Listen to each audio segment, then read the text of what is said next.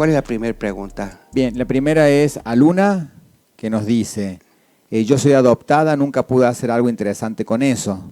No, señorita, 3 árboles tiene a Luna usted. El árbol biológico, el árbol que te adoptó y el árbol imaginario. El árbol que te adopta está conectado a nivel inconsciente con el árbol biológico. También los comportamientos tuyos ante la vida y a nivel sexual sobre todo, podemos saber mucho de tu árbol biológico, cómo fue la relación sexual, si fue producto de un abuso o no.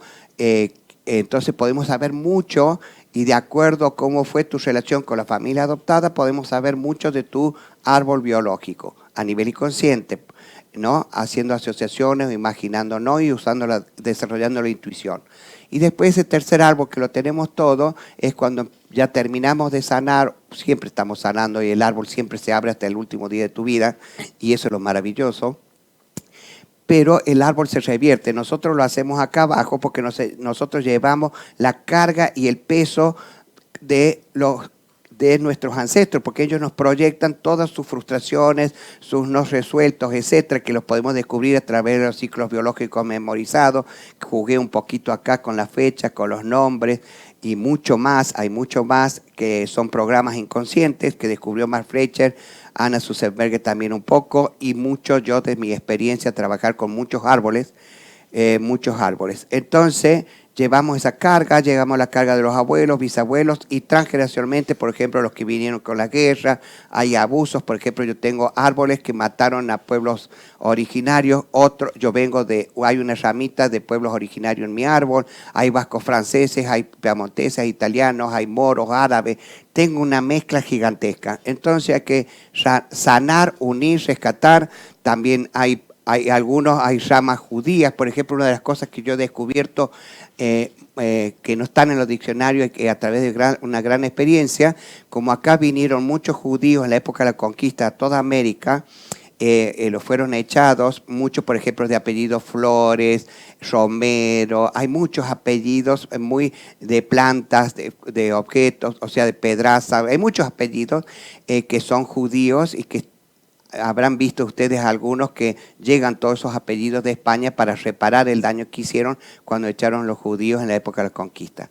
Entonces, ¿cómo se puede descubrir una rama escondida judía del árbol? Por ejemplo, en los varones, cuando se le pega el prepucio en el pitito, cuando son chiquititos, se lo tiene que correr o abrir, etcétera, porque se le pega y no pueden orinar. Entonces, cuando eso tienen sus hijos varones o hermanos o padres, etcétera, y hayan escuchado, es porque, o lo que se llama fismosis, es porque hay un árbol judío arriba, entonces se biologiza en ese conflicto para decir, mira, hay una rama judía que tiene que rescatar y hay que incluir, porque se excluye. Entonces, para sanar hay que incluir lo que está excluido.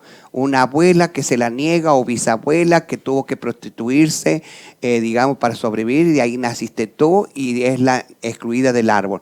Y esa bisabuela la tenés que agradecer y es más, va a tener que estar en un lugar preponderante en el árbol porque gracias a ella, a esa supervivencia, su mecanismo de supervivencia, tú existes y tienes una vida y eso es maravilloso.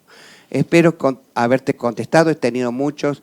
Es más, yo creo que ahí está Milagro, que es una alumna que es adoptada también, y he tenido muchos estudiantes que son adoptados y han sucedido cosas maravillosas a nivel inconsciente.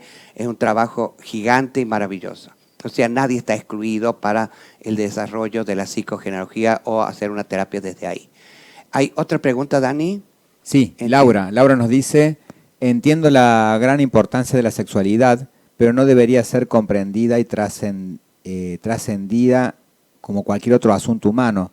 ¿No debería también la sexualidad ser considerada un conflicto?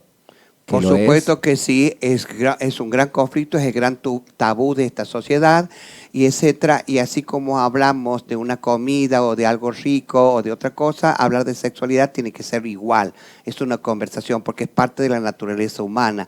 No es una porquería, es algo, la sexualidad es algo bello y maravilloso y que es parte de nuestra naturaleza. Entonces tenemos que hablar mucho de la sexualidad porque hay mucho tabú y más la presión de la religión. Eso nos coartó y nos castró culturalmente y socialmente. Así que terrible. Mira, bárbaro. Y a Luna decía, mira, casualmente escribió en el chat, eso decía mi papá, judíos gallegos. Que son los sefaradí. Así se decían los judíos gallegos. Sefaradí. Muy bien. Bueno. Bien, y acá nos recuerda Gladys que creo que lo que León iba a hablar era sobre dualidad complementaria. Exacto, bien. A la vuelta del. Gracias, Gladys. ¿Dónde está Gladys? Le vamos a abrir. Sí. Pero los vamos a dejar con la incógnita. Y vamos a entrar a ¿qué es esta dualidad complementaria?